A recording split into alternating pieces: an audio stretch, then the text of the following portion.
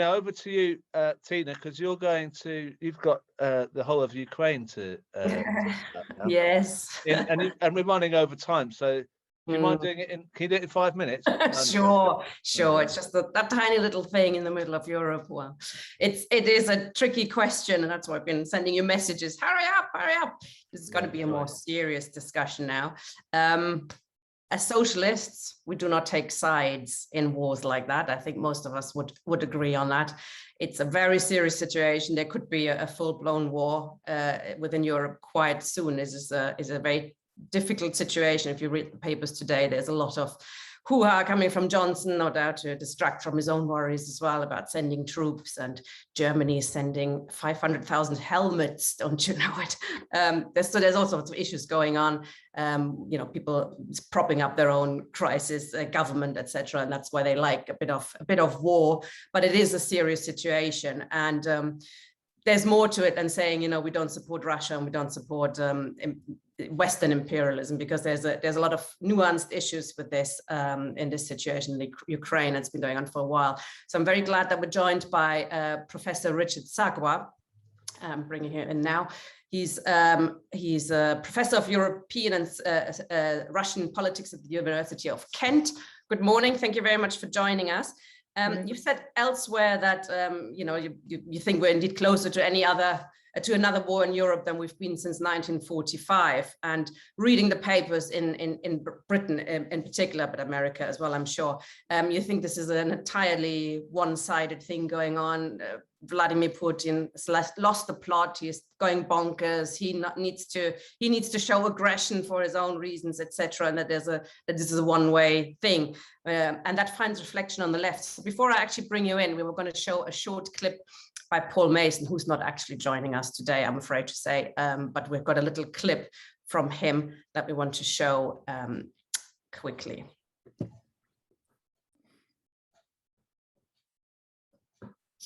What is not happening is US aggression against Russia. You could say that the United States was unwise to offer security guarantees to Ukraine and Georgia after 2008. I think it probably was in the way it was done. But the last 3 presidents of the United States have shown no interest in confronting Russia geostrategically in the Black Sea region of Ukraine. So the current US government has no project whatsoever of a military engagement with Russia over Ukraine. What is happening, in fact, is a military and geostrategic aggression by Russia against Ukraine. And I say this as someone who is on the left of politics, for whom I think it is very important for us on the left to state this, because there are powerful but small voices who are basically stating a complete fictional account of what's going on. So that's Paul Mason. Do you think it's really just military and geostrategic aggression by Russia against Ukraine at the moment? Is that really explaining what's going on? I don't think that you could find a more concentrated expression of just what's wrong with this sort of analysis that's going on, and including on the left. In that statement, talk about US aggression. I mean, just to go back one step, when you say this is a very dangerous moment since 1945, in my view, what we're engaged in at the moment is a slow motion Cuban Missile Crisis, where basically the Russian side is saying, look, you didn't listen to us 30 years ago. You made promises about NATO enlargement. We were talking after the end of the Cold War under Gorbachev, some sort of inclusive and indivisible peace order, instead of which we've got what I argue has been the logic of expansion. Now, expanding the NATO alliance is one aspect of a bigger enlargement, which is of the Atlantic power system, which is all about its own type of hegemony. It's about geopolitics. It's also about ideology. On the other side, you have the Russians who say, look, and not just the Russians, but who argue, look, we were talking about indivisible security after 1989, and there couldn't be anything more divisive. So when Paul Mason talks about, this is no US aggression, just looking at the details, if you have this logic of expansionism going on at the moment, of enlargement, and indeed unmediated, I mean, enlargement could have been okay if you had Russia in some sort of overarching idea. Gorbachev talked about a common European home. Mitterrand talked about a confederation of Europe, some sort of system from Vancouver to Vladivostok. And he's quite wrong on the details as well. No US aggression. We're talking about endless military exercises, which over the last few years have been ramping up. We're talking about endless ships in the Black Sea. We're talking about last year, two B-52 nuclear-capable bombers running all the way from the Baltic to the Black Sea. It has been non-stop. And in part, this is the Russian response to it. Whether it's the right response, and that's why I bring in a Cuban analogy. Khrushchev was quite clearly ill-advised to have popped those nuclear weapons on Cuba in October 1962. Yet it was a response to NATO's Jupiter missiles in Turkey. And so that's why the analogy holds. Luckily, in 1962, we had clever leaders, Jack Kennedy, Robert Kennedy, who managed to negotiate their way out of it. Today, I'm afraid, we've got a stack of hothead leaders, and of course, the United Kingdom, which cannot see a flame without piling on more fuel to make it burn even more fiercely. I think there's hothead leaders on both sides. I think, as I say, as socialists, I think we are, not taking sides, but it's very one-sided if you just follow establishment news here. Now, things have previously come to a head in 2014 when the elected government was replaced, overthrown by the current right-wing and pro-US government. There's a bit of a dispute, not just on the left, was that a coup? Was that a democratic movement, or was it a bit of both? What's your take on 2014 and what?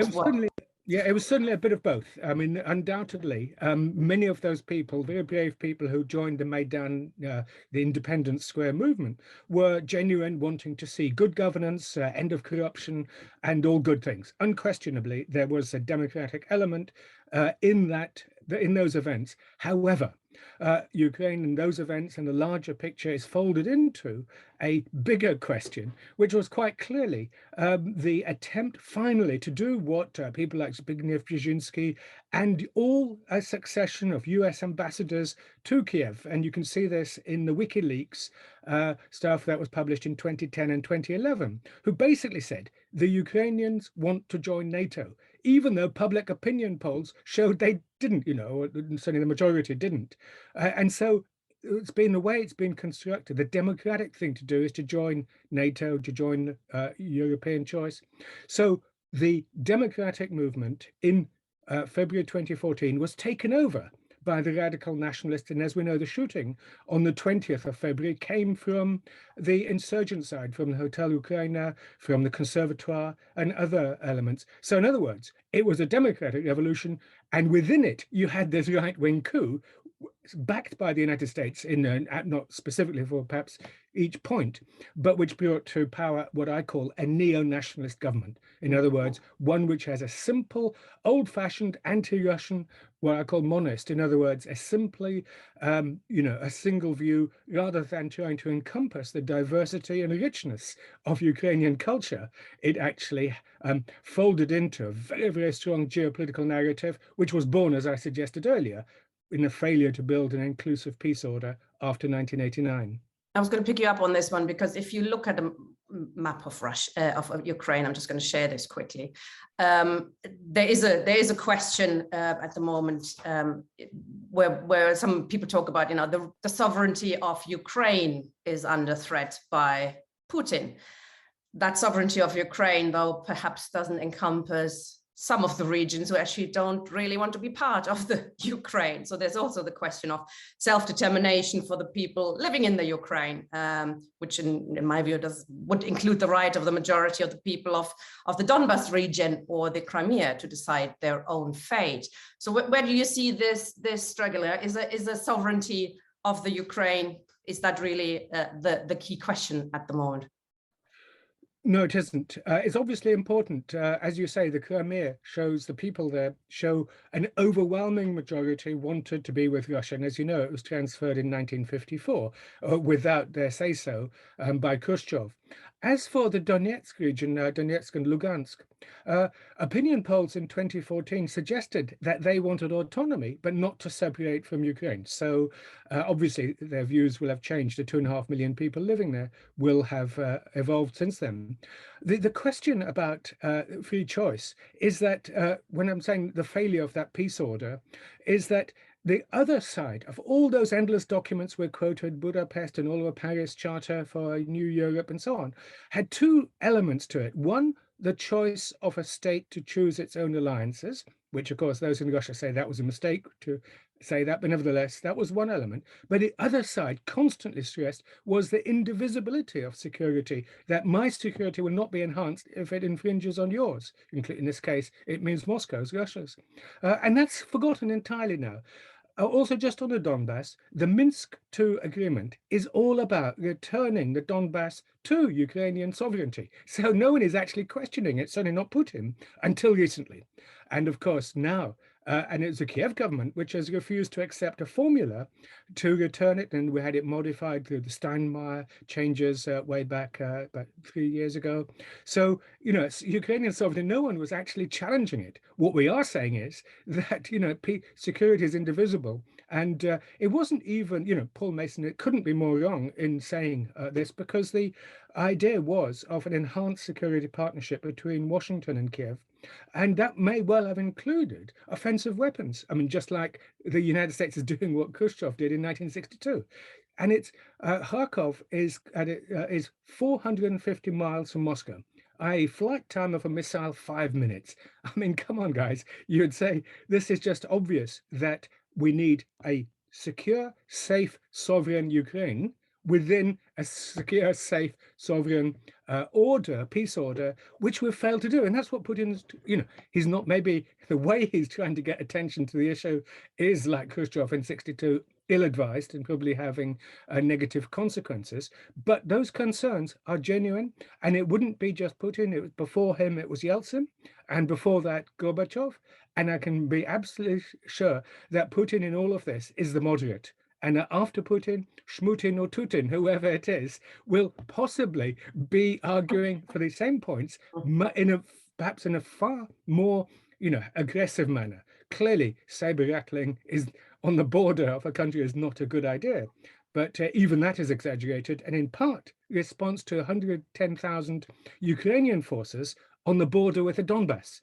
I'm not sure how much of a moderate Putin is, and he's certainly not Democrat, so I don't think we have any illusion that he would be bringing, you know, wanting to bring peace or, you know, trade union rights or whatever to any region. But and there's lots of comments in the chat, and I know comrades have views to points to make, but we don't actually have that much time. I was going to ask a last question of you. How can this be stopped? And will sanctions do it? Will, you know, I mean, abolition of NATO would be a good way to do it, and a democratic revolution in Russia as well as in the West, of course. But in the meantime, you know, will sanctions do anything to stop this? Would a federal structure in the Ukraine and the region help? Where do you see this could actually be avoided, a war? Well, I'll go back. When I said Putin the moderate, I meant purely in geopolitical terms. I fear that a democratic government in Russia, for example, one headed by Alexei Navalny, could well be more militant, because they take more account of popular sentiments. And the popular sentiment is that Russia was had. And this isn't just Putin, it's the whole elite and the whole country because of NATO enlargement. How to get out of it? Don't forget that the position of Ukraine until December 2014, before the neo-nationalists took over, was neutrality. So this is absolutely nothing new. Yes, a lot of talk about joining NATO, but, you know, federalization is part of the Minsk II, or semi-federalization is part of the Minsk II agreement. Today, sanctions and so on is not helpful, because it's effectively, sanctions are a type of soft war. All it's done is escalate and radicalize the Russian position. So if we are in a Cuban Missile Crisis or second Cold War, then it's a question of managing it. and not using the analogy, for example, of Munich, of appeasement, and therefore just ramping up hardline responses to it. It's a question of first, in the short term, let's get out of this immediate conflict, and then to try to reset the European security order, which would really make it indivisible, because it's certainly not at the moment. And as I say, it's not a particular Putin view. He has tried to manage this and tried to avoid this crunch time. So in purely geopolitical terms, they now say, look, our back is to the wall. You've been pushing and pushing and pushing for 30 years. Come on. And as he said in 2018 in his State of the Nation speech, announcing all those hypersonic weapons, you didn't listen to us then. You now listen to us now. He also said exactly those same terms in Munich in 2007. So this is a long, slow burn Cuban missile crisis. And therefore, like Cuba, we need negotiations, no more sanctions, and no more saber rattling, and no more militarization. Thank you very much, Professor. I know people are unhappy in the chat that they don't, Pete Furman is trying to come in and lots of people are nagging me about this, but we still have 2 subjects to discuss. I would suggest that we're trying to put on a debate next week at the next show, if we can, between different views, because this is becoming a huge issue, and it's also becoming a huge issue on the left. So I'm afraid I think we have to leave it there. Thank you very much, Richard, for coming on. That was very useful. But yes, I think looking at this with other comrades next week might be a good idea. What do you think, Crispin? Because I know you wouldn't want me to bring in Pete Furman now, do you? Well, I don't think we can at the moment, because we've got a lot to go through. That's the problem we have